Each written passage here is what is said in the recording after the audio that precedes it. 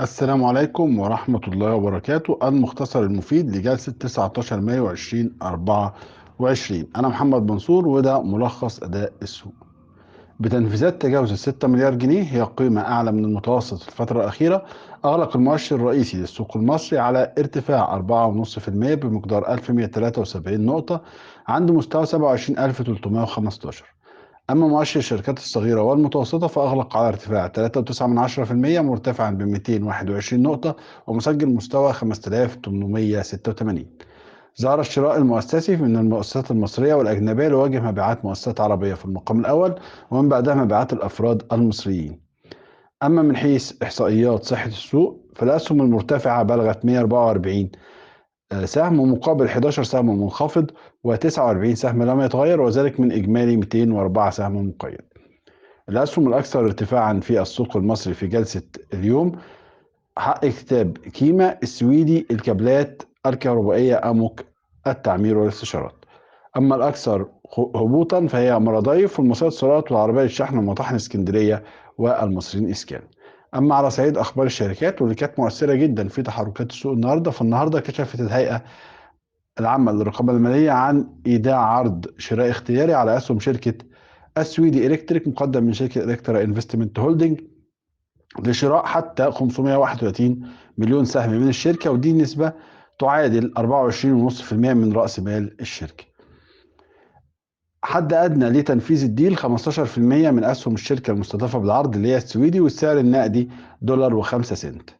لو حسبنا الموضوع ده عند سعر صرف 46.80 قرش للدولار، هنلاقي ان العرض بيعكس مضاعف ربحيه 9.5 مره طبقا لارباح 2023، ومضاعف ربحيه متوقع حول 6 مره لارباح 2024 متوقعه من ثمار لتداول الاوراق الماليه.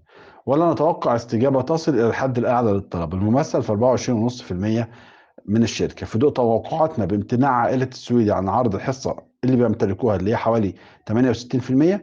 اما الحصه الباقيه 32%، لو تم الاستجابه ل 24% فدي هتعمل مشاكل في القيد.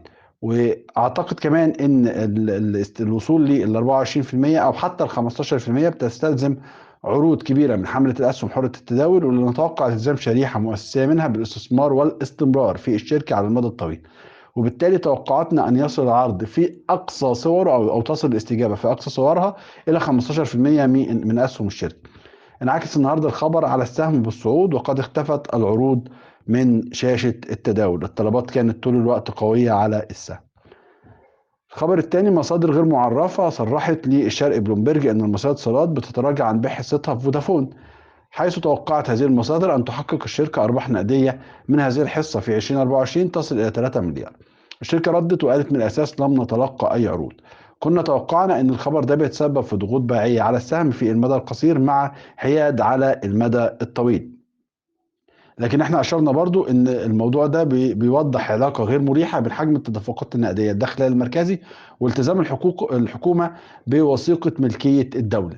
نتمنى ان تنفيذ وثيقة ملكية الدولة ما يكونش مرتبط ابدا بالذبذبة اللي بتحصل في التدفقات النقدية في البنك المركزي. النهارده الصبح تم ايقاف التعامل على اسهم شركه الاعلى على حين موافاه الهيئه بتقرير افصاح معتمد من مجلس الاداره بتفاصيل عمليه المشاركه في سداد الديون. اجراء كان لازم يكون هو ده الطبيعي واللي كان لازم يتعمل يوم 7 مايو، لكن ان تاتي متاخرا 12 يوما خيرا من ان تاتي متاخرا يوم 27 مايو. المهم القلعه ردت وحصل تصحيح للاجراءات عشان تبقى اسهل للمستثمر المحلي. شراء الدين للمستثمر المحلي هيتم بالجنيه المصري، والتعامل هيكون من خلال شركات السمسرة اللي بتتعامل انت كعميل معاه، ثم البنك العربي الافريقي هيدير الموضوع اقرب الى ادارة الاكتتاب. التفاصيل هيكون معانا وقت ان شاء الله ان احنا نشرحها في مرة تانية. اعلنت كمان شركة موبكو ملخص نتائج اعمالها بارتفاع ارباحها بنسبة 95% وتسجيل 7.6 مليار جنيه مقابل 3.9 مليار جنيه في فترة المقارنة. ارتفعت المبيعات وسجلت 4.8 مليار جنيه مقابل 1.5 مليار جنيه في فترة المقارنة، وكده سجلت مجمل ربح 2.13 مليار جنيه مقابل 890 مليون جنيه في الربع المقارن. نتائج الأعمال مع ارتفاع أسعار اليورو على منطقة الشرق الأوسط أعلى من 300 دولار بختام الأسبوع الماضي خلت الحالة النفسية للمستثمرين جيدة جدا، وده انعكس على تداولات السهم النهارده. ابن سينا فارما اعلنت تسجيل صافي ربح 98 مليون في الربع الاول من 2024 مقابل 72 مليون في فتره المقارنه. التشخيص المتكاملة بتطلب أو بتتطلع لشطب أسهمها من البورصة اختياريا، ورأيها أن ده بسبب ضعف التداول على الأسهم المقيدة وعدم وجود أي جدوى استثمارية من الإبقاء على القيد بالسوق الثانوي في البورصة. وأن لو الجمعية العمومية غير عادية وافقت على قرار الشطب ستتخذ الشركة قرار بتحويل كل الأسهم المدرجة إلى السوق الرئيسية في بورصة لندن. وبكده تكون التشخيص المتكاملة تاني شركة بتعلن نيتها الشطب من السوق المصري بعد سيرة ده خلال كام يوم، واللي بنأكد ان السوق ده محتاج كتير من التطوير وعاوز حوافز حقيقية للقيد عشان يرجع تاني جاذب لرؤوس الأموال بدل من تحوله بجدارة إلى سوق طارد لرؤوس الأموال، ويشهد علينا الشطب المتكرر لشركات كبيرة خلال الفترة اللي فاتت. غبور بتعلن توسيع عملياتها في العراق من خلال التوزيع الحصري للعلامات التجارية جاك وفوتون. مسؤول علاقات المستثمرين في بي انفستمنت بيصرح ان اجراءات نقل الملكيه لنسبه 68.9 من اسهم اوراسكوم الماليه القابضه لشركاته ستنتهي خلال ايام، وان شركته جاهزه لضخ 3 مليار جنيه في الاستثمار الجديد. ارباح الدوليه للاسمده تقفز 240% خلال الربع الاول من 2024. القوائم الماليه الدوليه للاسمده اظهرت ارتفاع ارباح الشركه 240% على اساس سنوي، وسجلت صافي ربح 61 مليون حتى نهاية مارس مقابل 17 مليون في فترة المقارنة. ده حصل بدعم كبير من تسجيل حصة الشركة في نتائج أعمال شركات شقيقة خلال هذا الربع، وقد سجلت 34.7 مليون جنيه مقابل عدم تسجيل أي قيمة في الربع المقارن.